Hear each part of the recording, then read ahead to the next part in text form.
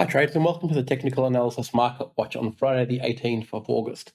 So I've seen some very, very big moves in the market this week, and some key resistance and support zones have been broken. So we jump straight into the charts and see if we can identify any trades for today or early into next week.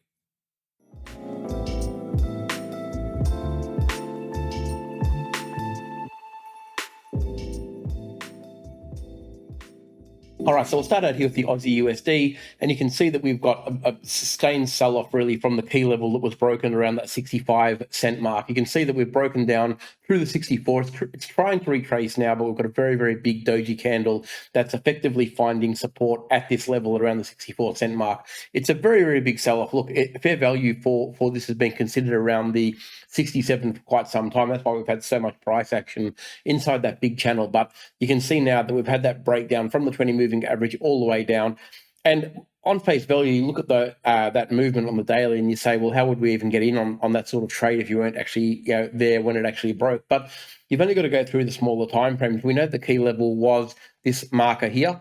And all we need to do is go back to the 1 hour chart. 1 hour is one of my favorite time frames for actually getting into trades.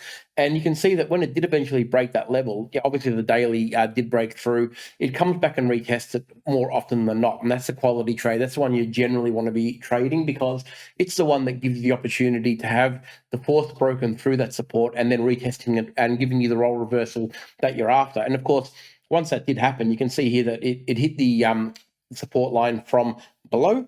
Okay, and then once it did that, it started the lightning bolt effect. So we had the series of lower highs and lower lows all the way down.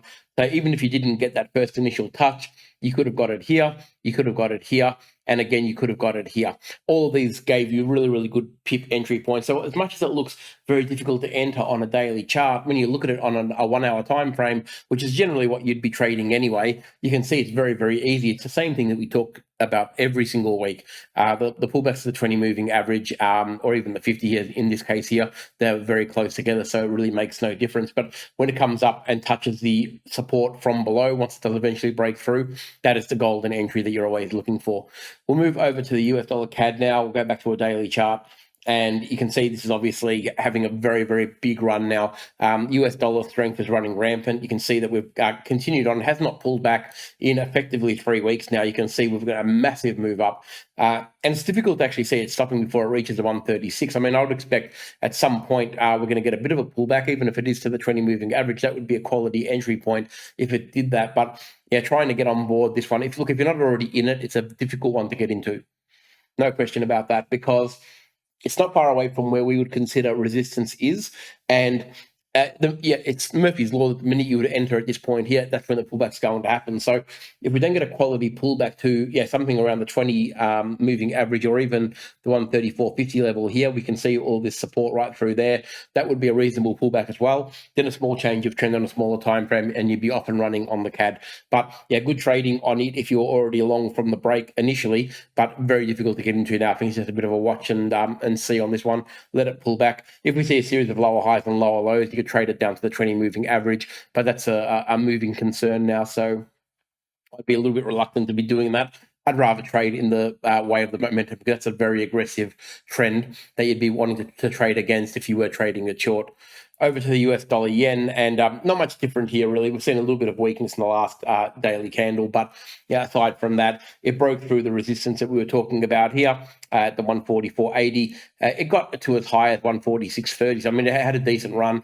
It's pulling back a little bit now. If it comes back to around that 145, it could give us a quality entry to go long. That would be the ideal trade. I wouldn't be, trying to fight this one either. I think dollar strength is too strong at the moment. So wouldn't really be looking for shorting opportunities just yet.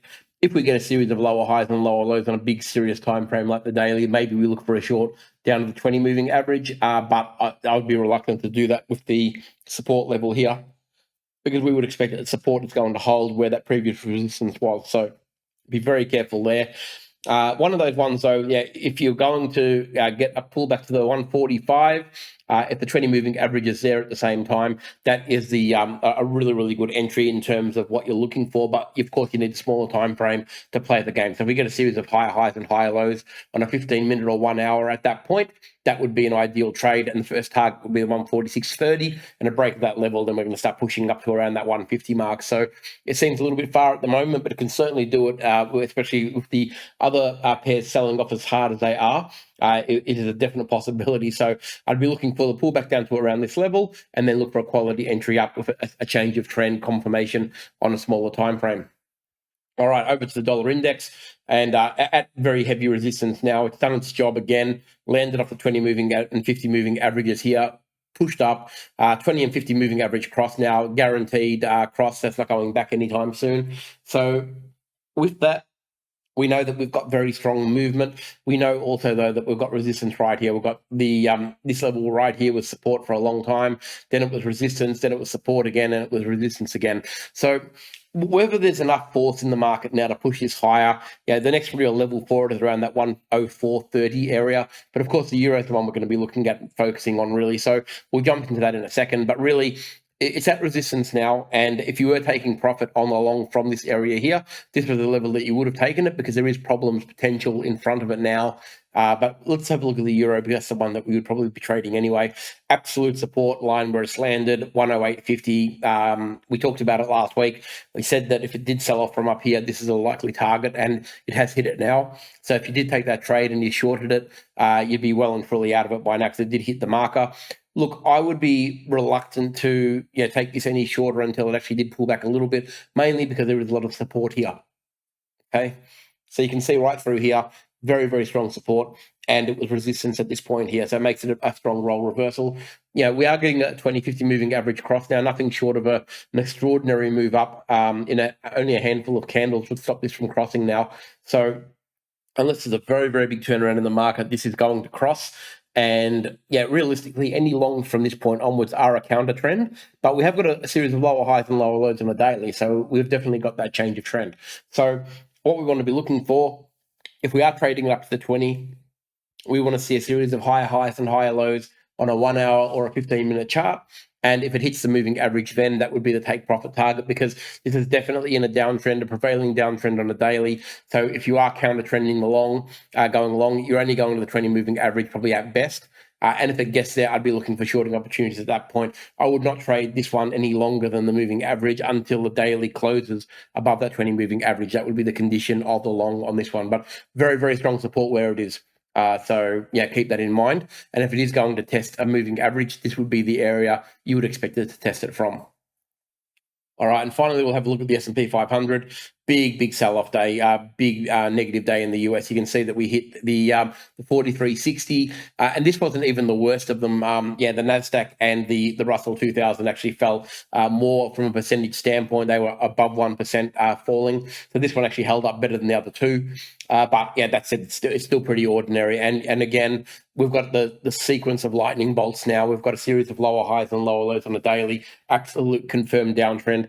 But perfect trading. I mean, technical 101 really, you can see, came down, touched the support zone that we would have expected it to do, went back up, touched the 20 moving average, and then sold off from there. So perfect trading. If you follow the rules that we always talk about every Friday, you should have been able to get into this trade and trade it quite successfully, because realistically it would have already hit its profit target, because that would have been around this area here at around the 4,400 flat. But of course, if you're still in the short, which is perfectly okay as well, the 43 sort of 30 area is the level that I'd be really concentrating on as a level of potential support now, which may stop it. But again, nothing short of a very big reversal is going to stop the 20 and the 50 crossing over.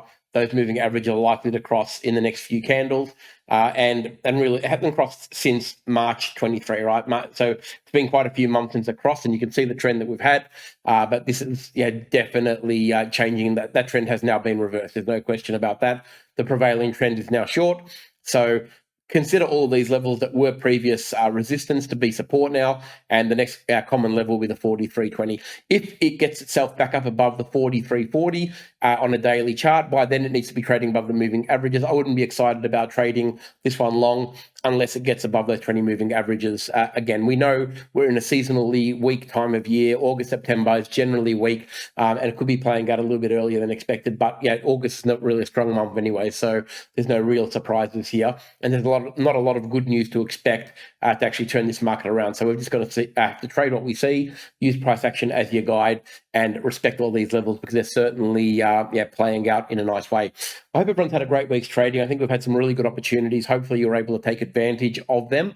Look forward to seeing you next week, and keep your stop losses and take profits fairly tight over the next 24 hours. And then we'll see what the market gives us on Monday as to whether the levels have actually held up or reversed. Thanks, everyone.